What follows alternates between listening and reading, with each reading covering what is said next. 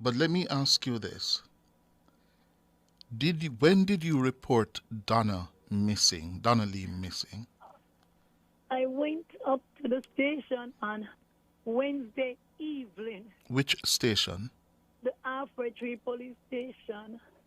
And I must tell you, on my way going there, he called me back. He who called you back. Noel, her boyfriend. Uh-huh. And he said, Mommy, because he keep calling to say, you have to report it, you have to report it. Something is wrong with Donna because I never know, this is not her. She would answer her phone. He keep calling to say, you have to report it, you have to report it. Something is wrong with Donna because I never know, this is not her. She would answer her phone. And I said, I can't go yet. I have to wait. She soon come home. And I said, I can't go yet. I have to wait. She soon come home. But then when I see it, the house beating down, I said, come. I tell my son and my daughter, I say, come, we have to go now to the station. And on my way to the station, he called me and he said to me, which one of the station you going? I said, halfway three. He said, I am coming up there, Mommy. And I didn't say nothing because I say maybe he wants to come and give his statement since his house, Donna, was last seen. Mm-hmm. Now, when I reached the station, about 10 minutes after, What time was this now? What time Wednesday was this? I reached the station at 6 o'clock. 6 Wednesday evening. Yes, Wednesday evening. Uh-huh. And he came to the station. But he came to the station driving a silver car, which I understand belongs to his baby mother, which is the policewoman. And she was in the car, even though she called out sick on Tuesday.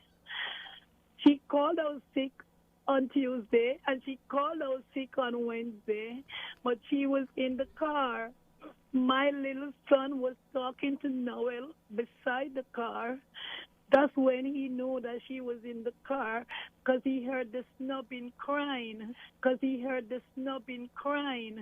And he heard her saying, my career is done. My career is finished. My reputation done. My reputation done. My career is done. My career is finished. My reputation done. My reputation done.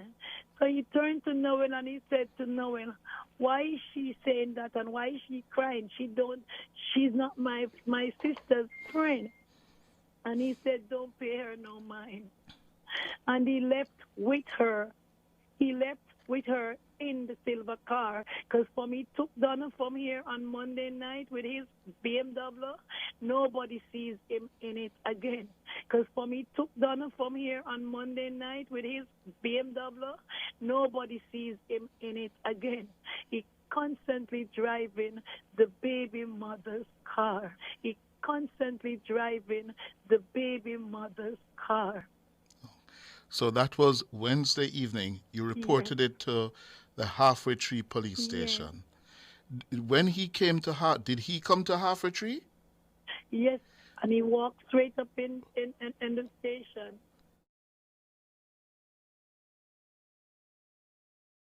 So I was beckoning on to her. I said, call him, let him come up here now. Call him.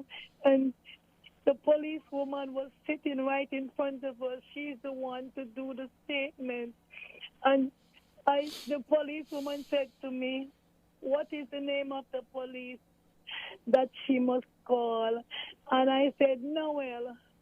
And she looked at me with her brows up.